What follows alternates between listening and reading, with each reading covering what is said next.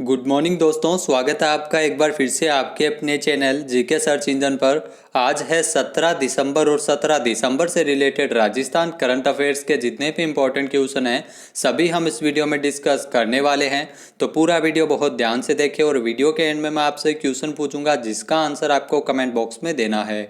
कल के वीडियो में मैंने आपसे क्वेश्चन पूछा था जो था हाल ही में राजस्थान में 11वां ऊर्जा संरक्षण पुरस्कार समारोह में किसके द्वारा पुरस्कार वितरित किए गए थे। तो इसका सही आंसर आपको कमेंट बॉक्स में देना था। तो 11वां ऊर्जा संरक्षण पुरस्कार है वो 14 दिसंबर को आयोजित किया गया था और इसमें पुरस्कार दिए गए थे डॉक्टर बी.डी. कल्ला के द्वारा। ए ऑप्शन इसका बिल्कुल सही है। ये जो आपको तस्वीर में दिखाई दे रहे हैं यही है डॉक्टर बी.डी. कल्ला और ये राजस्थान के ऊर्जा मंत्री है। इन्हीं के द्वारा 11वां ऊर्जा संरक्षण पुरस्कार समारोह जो विद्युत भवन में आयोजित किया गया था, जिसमें मुख्य अतिथि के तौर पर डॉक्टर बी.डी. कल्ला शामिल हुए थे और उन्होंने ही पुरस्कार है वो वितरित किए गए थे। तो 14 दिसंबर को राष्ट्रीय ऊर्जा संरक्षण दिवस पर वर्चुअल रूप से पुरस्कार समारोह आयोजित किया गया था, जिसमें पावर प्लांट के क्षेत्र में पहला पुरस्कार अडानी पावर को दिया गया था। काली सिंध सुपर थर्मल को दूसरा स्थान मिला था। सीमेंट क्षेत्र की लार्ज इंडस्ट्री सेगमेंट में पहला पुरस्कार अंबुजा सीमेंट को प्रदान किया गया था। सिरेमिक के क्षेत्र में प्रथम स्थान सेरोमैक्स ग्रेनिटो बीकानेर को मिला और लार्ज स्केल इंडस्ट्री में ऑटोमोबाइल में अशोक लीलैंड है वो प्रथम स्थान पर रहा है। तो 11वां ऊर्जा संरक्षण पुरस्कार 14 दिसंबर को दिए गए थे। चलिए स्टार्ट करते हैं आज के करंट अफेयर्स। पहला क्वेश्चन है, हाल ही में प्रधानमंत्री आवास योजना ग्रामीण में राजस्थान का कौन सा जिला देश में पहले स्थान पर रहा है। तो हाल ही में प्रधानमंत्री आवास योजना ग्रामीण में राजस्थान का जो राजसमंद जिला है वो पूरे देश में पहले स्थान पर रहा है। ए ऑप्शन इसका बिल्कुल सही हो जाएगा। आइए जानते हैं इंपॉर्टेंट फैक्ट्स। तो प्रधानमंत्री आवास योजना ग्रामीण क्षेत्रों में जो राजसमंद जिला है वो देश में पहले स्थान पर रहा है। वहीं इस योजना में श्रेष्ठ प्रदर्शन करने वाले जिलों के चयन में राजसमंद जिले ने पिछले 3 सालों में 10,289 आवासों के लक्ष्य के विरुद्ध 10,079 आवास का जो निर्माण कार्य पूरा कर 98.07% प्रगति अर्जित की है और राष्ट्रीय स्तर पर इस योजना के अंतर्गत पहला स्थान प्राप्त किया है। अतिरिक्त मुख्य सचिव ग्रामीण विकास एवं पंचायती राज के जो विभाग के रोहित कुमार सिंह, उनके द्वारा बताया गया है कि केंद्रीय ग्रामीण विकास मंत्रालय की ओर से प्रधानमंत्री आवास योजना ग्रामीण के क्रियान्वयन की जिलेवार रैंकिंग जारी की जाती है, जिसमें राजसमंद जिला है वो देश भर में पहले स्थान पर रहा है। 16 दिसंबर को निष्पादन इंडेक्स रिपोर्ट के आधार पर राजसमंद जिले को रैंकिंग में प्रथम स्थान मिला है। पिछले 5 माह से लगातार राजसमंद जिला है वो पहले स्थान पर इस योजना के अंतर्गत रहा है। आपको बता दें कि इस योजना में जो पहले 50 जिलों में राजस्थान के 14 जिलों को शामिल किया गया है। प्रधानमंत्री आवास योजना का शुभारंभ 25 जून 2015 को हुआ था। इस योजना का मुख्य उद्देश्य 2022 तक सभी को घर उपलब्ध करवाना है। नेक्स्ट यहाँ पे क्वेश्चन है, हाल ही में राजस्थान के मुख्यमंत्री अशोक गहलोत ने मनरेगा योजना के तहत कितने करोड़ रुपए की मंजूरी प्रदान की है। तो राजस्थान के मुख्यमंत्री अशोक गहलोत द्वारा मनरेगा योजना के अंतर्गत 108 करोड़ रुपए की मंजूरी प्रदान की गई है। ए ऑप्शन इसका बिल्कुल सही है। आइए जानते हैं इंपॉर्टेंट फैक्ट्स। तो राजस्थान के मुख्यमंत्री अशोक गहलोत ने मनरेगा योजना के तहत 108 करोड़ रुपए मंजूर किए हैं और इसके साथ साथ विभिन्न योजनाओं के लिए कुल 427 करोड़ रुपए के अतिरिक्त प्रावधान को मंजूरी प्रदान की गई है, जिसमें स्कूटी वितरण योजना के लिए 33.10 करोड़ रुपए के अतिरिक्त प्रावधान को मंजूरी दी गई है।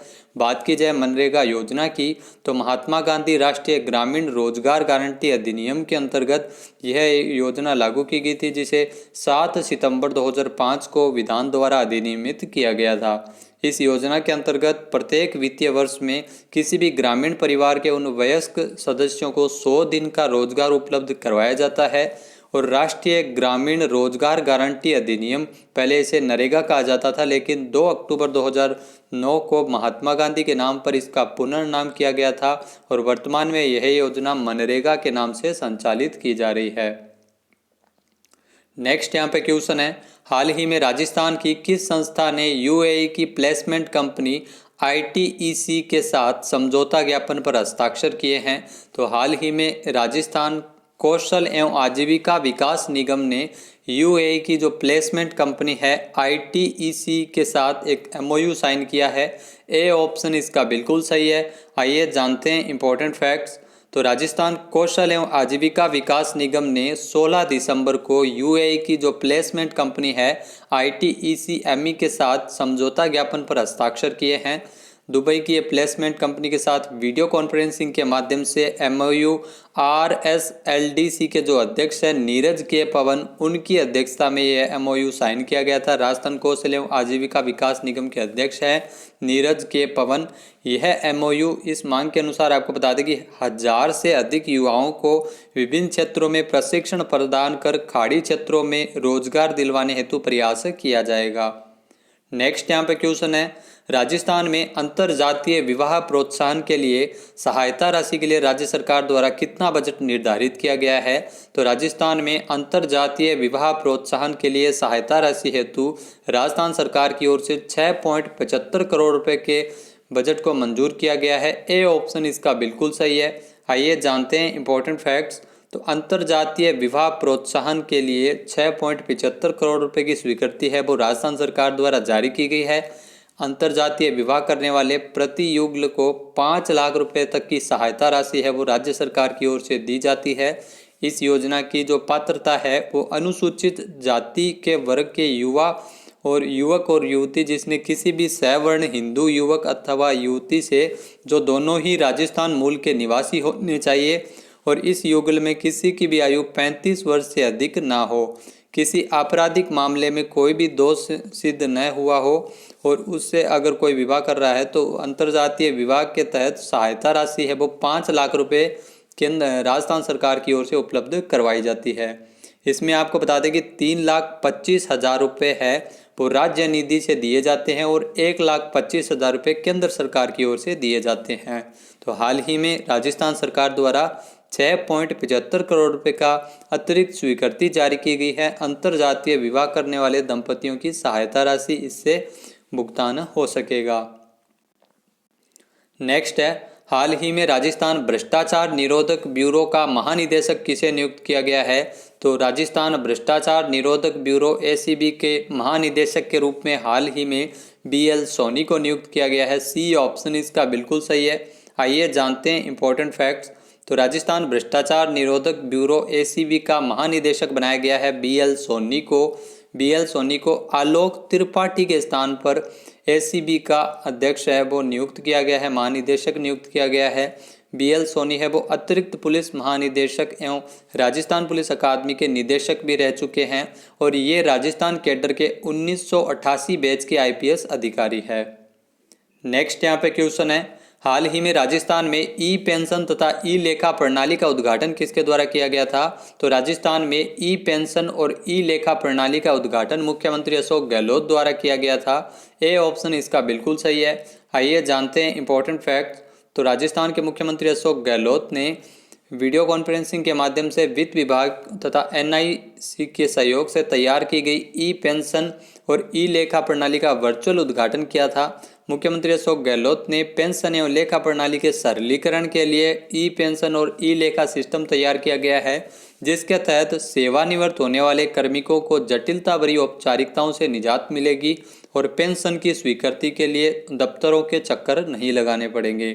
30 से लेकर 35 साल तक की सेवा कर रिटायर होने वाले कार्मिकों को मानसिक शांति मिलेगी और कार्मिकों को वेतन, मेडिकल, यात्रा आदि बिलों के भुगतान से संबंधित सभी कार्य है वो लेखों में सुगमता आएगी। नेक्स्ट है, हाल ही में राजस्थान में ई जॉब बिजनेस की तर्ज पर ई जॉब डूइंग फार्मिंग की घोषणा किसके द्वारा की गई थी? तो राजस्थान में ई जॉब बिजनेस की तर्ज पर ई जॉब डूइंग फार्मिंग की घोषणा की थी राजस्थान के मुख्यमंत्री अशोक गहलोत ने। बी ऑप्शन इसका बिल्कुल सही है। आइए जानते हैं इंपॉर्टेंट फैक्ट्स। तो मुख्यमंत्री अशोक गहलोत ने बजट भाषण में इसकी घोषणा की थी कि राजस्थान में ई जॉब बिजनेस की तर्ज पर ई जॉब डूइंग फार्मिंग है वो लागू किया जाएगा, जिसके तहत पोर्टल भी विकसित किया गया है।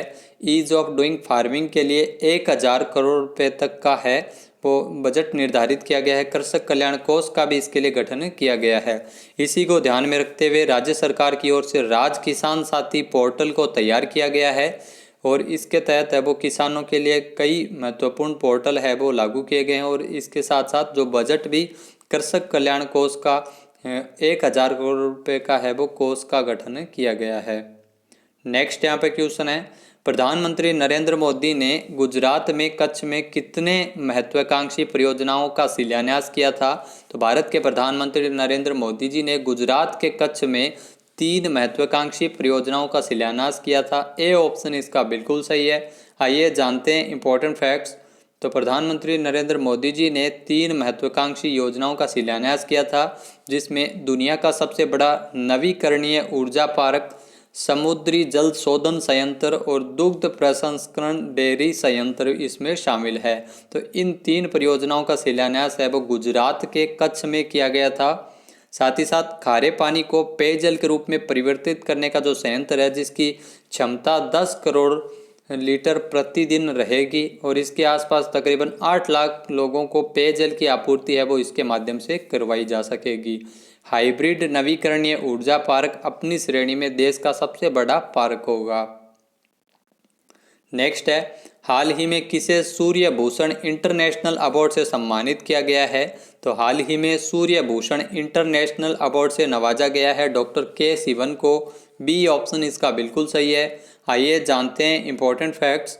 तो इसरो के जो वर्तमान में अध्यक्ष है डॉक्टर के सिवन, जिनको सूर्यदत्त ग्रुप ऑफ इंस्टीट्यूट की ओर से सूर्य भूषण इंटरनेशनल अवार्ड से सम्मानित किया गया है। सूर्यदत्त के जो संस्थापक है कौर्डिया, उनके नेतृत्व में एक प्रतिनिधि मंडल ने इसरो के बेंगलुरु मुख्यालय का दौरा किया था और आर के सिवन को सम्मानित किया था। के सिवन को सम्मानित किया था। और जो आपको बता दें कि जो 23वें स्थापना दिवस के अवसर पर सूर्यदत्त ग्रुप ऑफ इंस्टीट्यूट की ओर से सूर्य भूषण इंटरनेशनल अवार्ड दिया गया था के सिवन को, जो इसरो के वर्तमान में अध्यक्ष हैं। नेक्स्ट है, हाल ही में भारत में विजय दिवस कब मनाया गया है? तो भारत में हाल ही में विजय दिवस 16 दिसंबर को मनाया गया है। सी ऑप्शन इसका बिल्कुल सही है। आइए जानते हैं इंपॉर्टेंट फैक्ट्स। तो विजय दिवस हर साल भारत में 16 दिसंबर को मनाया जाता है। यह दिन भारतीय पाकिस्तान पर सेना की जीत के साथ भारत के ओर से मनाया जाता है। 1971 में भारत पाकिस्तान युद्ध के दौरान बांग्लादेश को पाकिस्तान से स्वतंत्र कराने के लिए और याद रखने के लिए हर साल 16 दिसंबर को भारत में विजय दिवस मनाया जाता है। इसकी शुरुआत है वो 1971 में की गई थी, जब भारत पाकिस्तान युद्ध हुआ था और यह युद्ध 13 दिनों तक चला था और इसमें बांग्लादेश है वो स्वतंत्र हुआ था। अब बात कर लेते हैं आज के हमारे क्विज की। तो आज का हमारा क्विज है, हाल ही में राजस्थान की राजधानी जयपुर में इलेक्ट्रिक वाहनों के लिए कितने चार्जिंग स्टेशन बनाए जाएंगे? एक बार फिर से सुनिएगा, राजस्थान की राजधानी जयपुर में इलेक्ट्रिक वाहनों के लिए कितने चार्जिंग स्टेशन बनाए जाएंगे? इसका सही आंसर आपको कमेंट बॉक्स में देना है। और अगर ये वीडियो आपको पसंद आए तो इसे लाइक और शेयर जरूर करें। साथ ही साथ हमारे चैनल को भी जरूर सब्सक्राइब करें। इस वीडियो की PDF फाइल आप वीडियो के डिस्क्रिप्शन बॉक्स से डाउनलोड कर सकते हैं और इस क्वेश्चन का आंसर आप वोट करके भी कर सकते हैं। वीडियो कैसा लगा कमेंट बॉक्स में जरूर बताएं। वीडियो को ज़्यादा से ज़्यादा शेयर करें, लाइक करें।